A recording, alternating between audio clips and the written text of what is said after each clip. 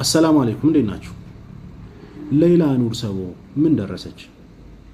በጨዋ መልክ ለጠየቃችሁኝ እህትና ወንድሞቼ ገንዘብ አዋጣችሁ ይችን እህታችንን እንርዳ ብላችሁ አልቅሳችሁ አዝናችሁ ወርቃችሁን ላውጣታችሁ የሰጣችሁት ወንድሞች ያላችሁና ለእናንተ ክብር በትክክለኛው መንገድ ለመመለስ ሞክራለሁ።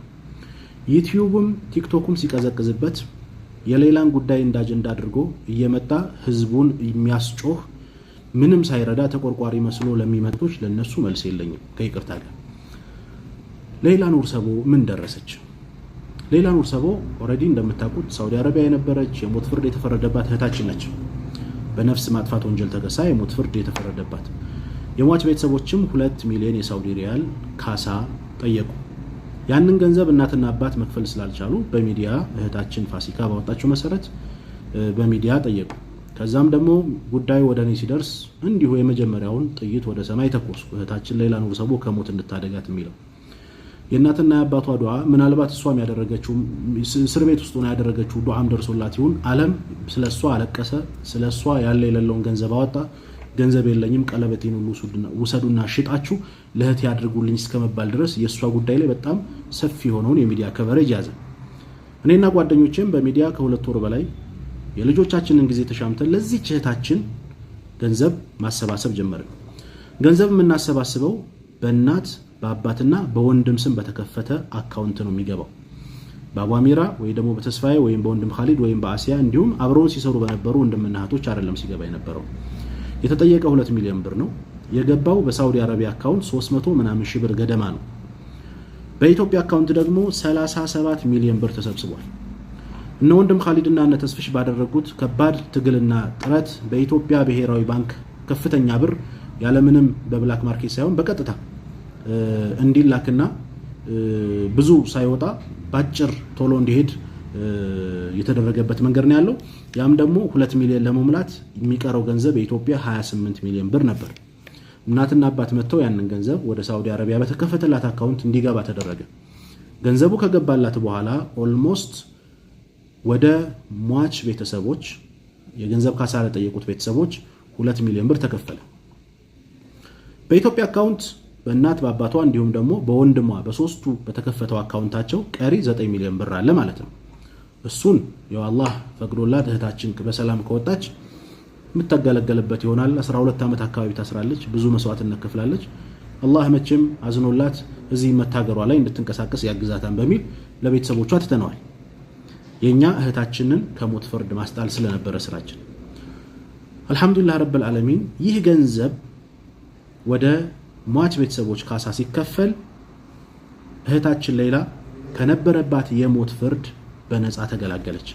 የሞት ፍርዱ ተነሳላት ማለት ነው። በቅርቡ እናትና አባቷን እንዲሁ ላይቭ ላይ አምጥቼ ባደረኳቸው ኢንተርቪው እናትና አባቷ እህታችን ማነው ልጃችን ደውላልን ነበር። እኔ ጋር የነበሩ የሞት ፍርድ የተፈረደባቸው እህቶች አላህ ይማራቸው የሞት ፍርዱ ተፈጻሚነት ተደርጎባቸዋል። እኔ ግን በመላው ኢትዮጵያ ረብርብ የሞት ፍርዱ ተነስቶልኛል። ከዛ በኋላ ያለው የሳውዲ አረቢያ የሀገሪቱ የህግ አካሄድ አለ። እስር ሊኖር ይችል ይሆናል ወይም ደግሞ ምናልባት የሞት ፍርዱ ከተነሳላት በኋላ የሚከድባቸው የቢሮ ጉዳዮች ሊኖሩ ይችላሉ። እስካሁን ድረስ ግን ጉዳዩን በክትትል የያዙት ሪያድ ውስጥ ያሉ ኮሚቴዎችና የሪያድ ኤምባሲ አምባሳደር ናቸው።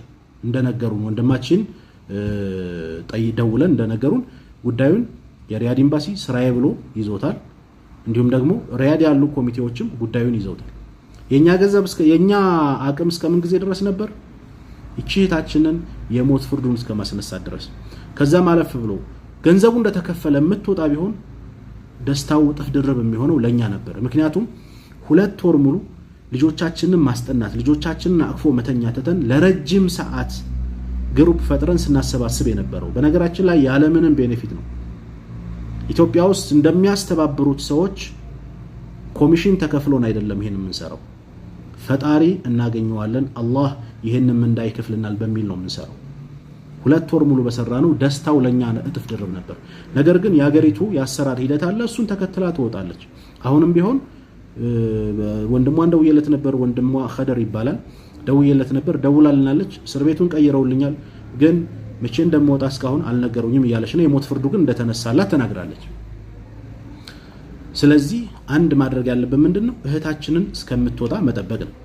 ያው ያገሪቱ ራሱን የቻለ ህግ ስላላት 2 ሚሊዮን ስለተከፈለ ምትወጣ ቢሆን ወዲያው ያወጧት ነበር።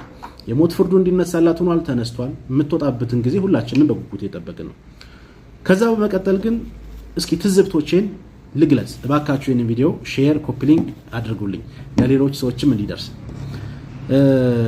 ይሄ በፖለቲካውም በሃይማኖቱም ጉዳይ በተለያየ ጉዳይ ላይ ኔጋ አሳካራ የገቡ ሰዎች አሉ እንደምታውቁት።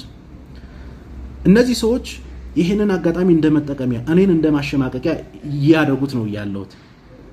አቡ አሚራን በሌላ ጉዳይ ብንጠይቀው ይሸማቀቃል ብለው እያሰቡ ሰድቦ ለሰዳቢ ይሰጥ። በነገራችን ላይ የምትሰሩት ኸይር ስራ በምድር ላይም በሰማይ ቤትም ተከፋይ ስለሆነ የምንሸማቀቅበት ጉዳይ አይደለም። ያዳነው የሰው ነፍስ ነው። በእስልምና ሃይማኖት ያንድን ሰው ነፍስ ያዳነ እዚህ ምድር ላይ ያለን ሰው ነፍስ እንዳዳነ ይቆጠራል ይላል። በመቀጠል በፖለቲካም በተለያየ ኬዝ አንተ የምጠላይ ሰው ዳይሬክትሊ ና እኔን ፊት ለፊት አናገረኝ እንጂ ኢንዳይሬክትሊ በሌላ ጉዳይ የሌላ ጉዳይ ገንዘብ ተበላ፣ አቡ አሚራ በሌላ ጉዳይ አፓርታማ ገነባበት፣ አቡ አሚራ ፎቅ ሰራበት የሚሉ በጣም ብዙ ኮሜንቶችን ያየው ነበር። በነገራችን ላይ አጋጣሚውን ተጠቅመው ቢላ ይዘው የናንተን ውድቀት የሚጠብቁ ሊያርዷችሁ የተዘጋጁ ያሰፈሰፉ ብዙ ሰዎች በዙሪያችሁ እንዳሉ ትረዳላችሁ። እኔ ይሄንን ነገር የታዘብኩት ነገር ነው። ለውጥ አላህ ነው የሚለውጠው። ሰውን ከፍ የሚያደርገው የሚያሳድገው ቁም ነገር ደረጃ የሚያደርሰው የህንፃ ባለቤት የሚያደርገው የመኪና ባለቤት የሚያደርገው አላህ ነው። ለውጥህን የሚጠሉ ሰዎች ይኖራሉ። አዎ የሚወዱልህ ሰዎች እንዳሉ ሁሉ የሚጠሉ ሰዎችም አሉ። እኔ ግን በተለይ የአረብ ሀገር እህቶች ረጅም ሰዓታችንን ለእናንተ አይደለም የታመመች ያው መቼም እንደመመጻደቅ አይደለም ይሄንን ለማስታወስ ያክል ነው። በቤሩት በማን ነው በጆርዳን ልትገደል የነበረችን እህት እንዴት አድርገን እንዳወጣናት የተያመሙትን ኩላሊት ፌል ያደረገባቸውን በጣም ብዙና ብዙ እህቶቻችንን በተለይ በአረቡ ዓለም ያሉ እህቶቻችንን ለመርዳት ስማቸው ከሚጠሩ ሰዎች መካከል ቅድሚያ አቡ አሚራና ጓደኞቻቸው ናቸው። ረጅም ጊዜ ለእህቶቻችን ስንውል የሚከፈለን ነገር ኑሮ አይደለም። ይሄን ነገር ታሳቢ አድርጉ። የሀገር ልጅ ነው፣ ወንድማችን ነው፣ የሚዲያ ታዋቂነቱን ተጠቅሞ ያግዘኛል ብለው ስለሚያስቡም ነው አቡ አሚራ ብለው የሚመጡት። ኮሜንት ያየው ነበር የሆነ ፖስት ላይ ሁለተኛ በሚዲያ ቢመጡ ማንም እጁን እንዳይዘረጋ የሚል ኮሜንት አይቻለሁ። እውነት ለማውራት እኛም በሚዲያ አንመጣም እርዳታ ብለን፣ እናንተም ደግሞ አስረዱን ወይ ደግሞ አግዙን ብላችሁ አትምጡ። ምክንያቱም መልካም ሰርተን እንደገና ደግሞ እኛኑ ቆልምሞ እኛኑ አዙሮ የሚሳደብ ሰው ጋር ከባድ ነውና እኔ ይሄ ግር ብሎ በኮሜንት የሚዘላለፍ የሚሰዳደብ አንዱ ለምሳሌ የሆነ ነገር ከጻፈ እሱን ተከትሎ ያኺ ነገጧት አላህ Subhanahu Wa Ta'ala የሆነ ነገር አጥፍታችሁ ይቅርታ ከጠየቃችሁኝ እኔ ይቅር እላችኋለሁ ብሏል። አንድ ነገር ግን ይቅርታ የላችሁ አላህ Subhanahu Wa Ta'ala ምንድነው? የሰው ሐቅ ነው። የሰደበ የዘለፈ ያዋረደ የቀማ የሰረቀ በሰው ሐቅ ጉዳይ ላይ አንድ ሰው መጥፎ ነገር ሲደረግ ሰውየው ራሱ ይቅር ካላለ አላህ ራሱን ያልምራችሁም ብሏል። ነገጧት ስንቱን አስቀይማችኋል በማታውቁት ነገር በመረጃ ባልተደገፈ ነገር ስንት ወንድማቻችሁን ተሳድባችኋል። ከዚህ ስራችሁ ልትቆጠቡ ይገባል። አላህን ልንፈራ ይገባል። እህታችን ሌላን አላህ በሰላም ያውጣና ደስታችን እጥፍ ድርብ ይሁን። ከዛ በተረፈ አልহামዱሊላህ ረብል ዓለሚን ፎቅም እየገነባሁ ነው። አፓርታማም በአዲስ አበባ በኮምቦልቻ እንትን እያልኩ ነው። ትላንት ከነበርኩበት ህይወት ወጥቼ ዛሬ የተሻለ ህይወት ላይ ነው ያለሁት። ይሄ ደግሞ አላህ ቀጥሎ የእናቴ አባቴ ዱዓ ነውና አላህ Subhanahu Wa Ta'ala እናትና አባቴን አላህ ያቆይልኝ። ነገ ጧት ከዚህ የተሻለ ከፍ እንደምል አልጠራጠርም። ሰማይና ምድርን የፈጠረ አላህ ጌታዬ የኔን ህይወት አይለውጥም የሚል ኢማን የለኝም።